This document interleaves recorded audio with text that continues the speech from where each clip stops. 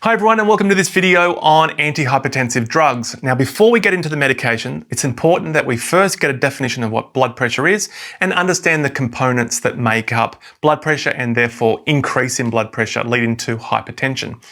So blood pressure is essentially the pressure that the blood exerts against a blood vessel wall. Mostly we're referring to the arterial system, so that's the pressure within the arteries. But it's important to note then all blood vessels, including veins and venules, will also have a pressure associated with it. So when we think about arterial pressure, we'll take this clinically, usually in the upper limb, that's the brachial artery, and the pressure that we usually hear about is 120/80. The higher number is the systolic pressure, that's the pressure that the heart is pushing the blood out of the heart or the left ventricle. That's the highest pressure, and the lowest pressure is the diastole, that's the relaxation pressure. That's where the arteries snap back to their relaxing state. So that's systole, diastole. So when we think about hypertension or high blood pressure, what's actually happening is the systole needs to kind of go above 129. So it's above 129, whilst the diastole is usually above 85 millimeters of mercury. So when this pressure is sustained over a number of visits to the doctor or to the clinician, this would then be a diagnosis of hypertension. Hypertension then is what we call a silent killer because it's not really experienced as a symptom. You don't really know you got hypertension, but it can be happening for decades, years, decades, and that causes quite a significant toll in different organs in the body. So the heart to the brain, to the kidneys, to the eyes, to the other blood vessels. So that's a high risk factor for heart disease, stroke, kidney disease, eye disease, peripheral vascular disease. So therefore we need to pull in check high blood pressure in our patients because this will then reduce risk factors to those other diseases. So when the pressure is above this amount, we start to think about, well, what could be causing it? Now in most people with hypertension, about 95% of these individuals, which is what we call primary hypertension or essential hypertension, we don't really know what the cause is. It's only about 5% of those with hypertension that have secondary causes such as tumours on the adrenal gland or maybe a restriction in their blood vessels going to the kidneys. So there could be an actually notable cause, but for primary or essential hypertension, we don't really know what's causing it. There's a hypothesis or a number of hypotheses that could be increase in the pressure, and what some of these hypotheses are is an overactive sympathetic nervous system, so I'll put that in an asterisk, and also maybe an oversensitive renin-angiotensin-aldosterone system, which I'll come back to shortly. But before we can understand how these two things can increase our blood pressure, it's important to note what are the main components of blood pressure. So the two main terms that you need to be aware of is blood pressure is made up by cardiac output and systemic vascular resistance, or SVR. Cardiac output is the amount of blood that comes out of the heart per minute, and SVR is essentially the resistance that the arterial system pushes back against the heart when it tries to push the blood out. So when we think of systemic vascular resistance, think about your blood vessels and particularly the arterial blood vessels and most notably their diameter. So the diameter of the arterial blood vessels will determine the resistance. So if the diameter is smaller, the pipe is smaller, that's going to increase the resistance, therefore increase the pressure. So we need to think about what factors may decrease the diameter, which is what these are going to be doing, and we'll go to that shortly.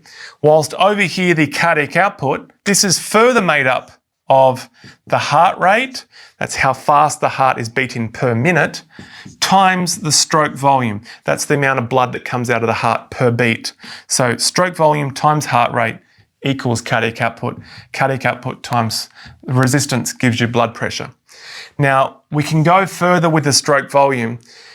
Essentially, we have a concept known as preload. This is something that means how much blood is returning to the heart, and that preload is how much volume is preloading the heart before each beat. What will determine preload is something like venous diameter. So this is the diameter in your veins. So if the vein diameter is smaller, that means it's going to be pushing more blood back to the heart. So increase preload, therefore increase stroke volume, therefore increase cardiac output, therefore increase in blood pressure. Another thing that will be determined here is just blood volume. If you've got more blood volume in the central system, that will increase preload, increase stroke volume, increase cardiac output, and increase blood pressure. So now when we go across to these two, which we know could be factors in primary hypertension, how do they actually cause that? Well, the sympathetic nervous system, an important neurotransmitter for this is the noradrenaline, adrenaline neurotransmitters. So if we put noradrenaline into the system through a sympathetic nervous system response, noradrenaline will go to the blood vessels and bind to a receptor known as an alpha-1 receptor. When that binds to it, it causes the diameter to decrease. That decrease increases resistance, increase in blood pressure. Another thing that noradrenaline will do is it will go to the heart and bind to a beta-1 receptor. When it binds to the beta-1 receptor, it increases the heart speed. If you increase the speed or the heart rate, that increases cardiac output, that increases blood pressure. So you can start to see by individuals that might have a slightly oversensitive or overactive sympathetic nervous system, that's going to ultimately lead to hypertension. Another area is the RAS system. This is essentially controlled by the kidney. So increased amount of renin will increase the amount of angiotensin 1 and aldosterone, and then ultimately enhancing the whole system. So if we get in too much renin or we're oversensitive to renin, renin then meets up with its friend angiotensinogen, which comes from the liver. Together they create angiotensin 1.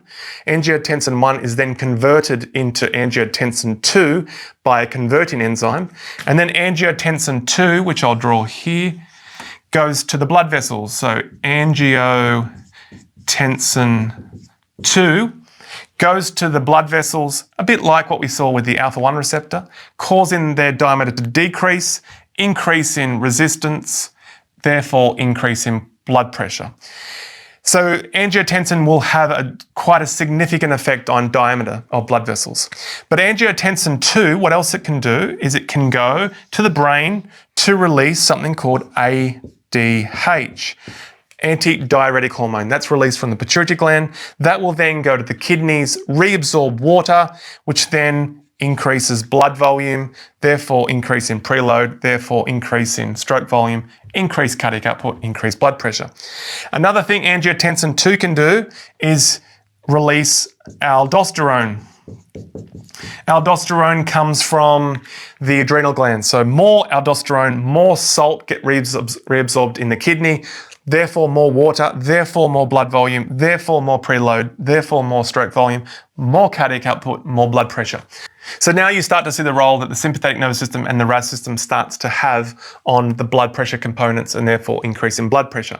Now with our patients that might have hypertension, ideally we would like them to make lifestyle changes like lose weight, increase their exercise, drop the salt in their diet, and that will have an effect on these components and therefore blood pressure.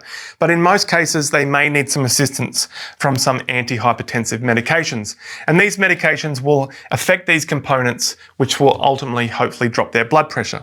The most common antihypertensives that you're likely to encounter clinically are generic names like telmisartan, metoprolol, perindopril, indapamide, amlodipine, and tamsulosin. Now these are a fairly long list. How are you going to remember that? Well, I think one way we could do it is we can break the antihypertensive drugs into A, B, C, Ds. So let's go through these one at a time to help you retain these drugs more effectively. The first A that I want you to think about are the ACE inhibitors.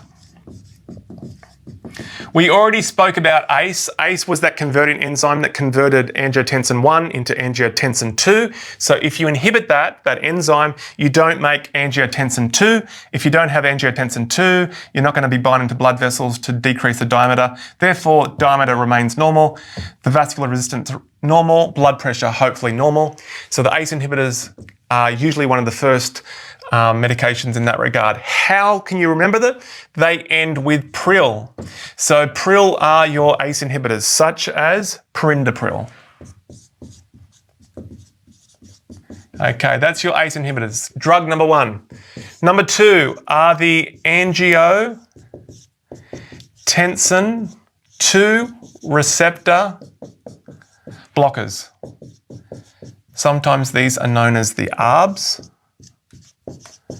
Okay, these guys end with sartan, like telmisartan. So what these do, unlike the ACE, which stops the production of angiotensin 2, rather the ARBs just stop them binding to their receptor. So angiotensin 2 can't bind to the receptor because this drug blocks them. Therefore, the diameter remains normal, the vascular resistance normal, blood pressure hopefully normal, and that's telmisartan. So we've done that one and we've done perindopril. The next A are the alpha-1 receptor antagonists. So these are the tamsulosin.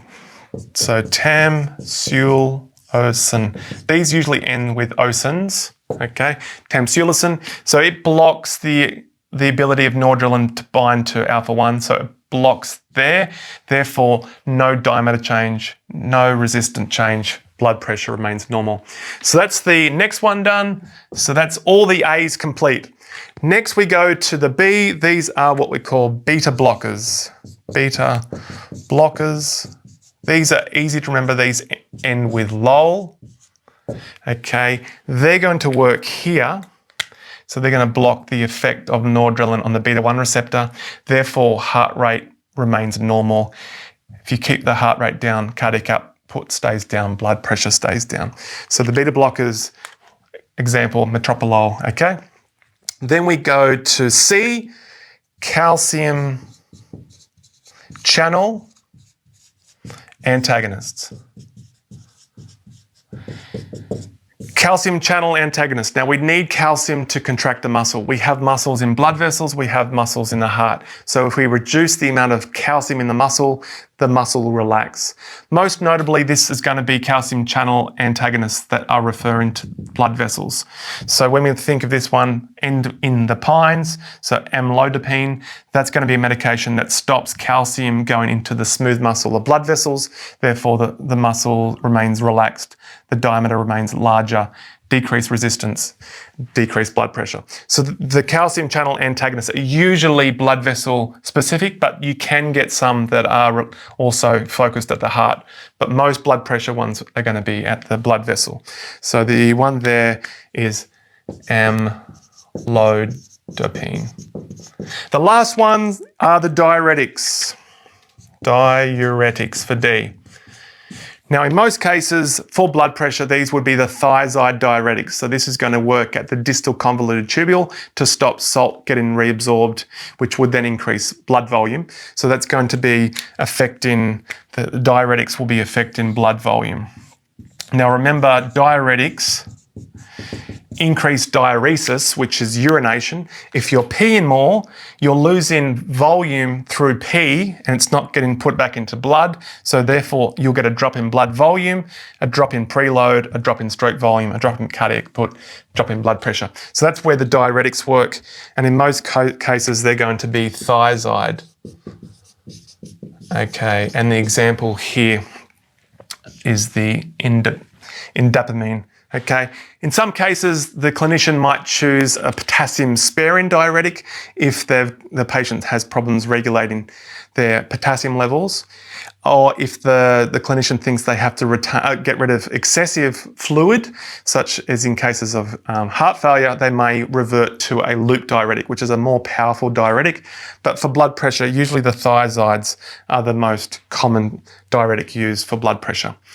So there we have it. You now know the main antihypertensive drugs. You know them from A, B, C, D. You know how they work, particularly in the components, to reduce blood pressure and why that's important for reducing risk for heart disease, for stroke, for kidney disease, vascular disease. So it's a very important topic. So hopefully now you are much better informed for these class of medications. Hi everyone, Dr. Mike here. If you enjoyed this video, please hit like and subscribe. We've got hundreds of others just like this. If you want to contact us, please do so on social media. We are on Instagram, Twitter, and TikTok at Dr. Mike Todorovic, at DrMikeTodorovic. Speak to you soon.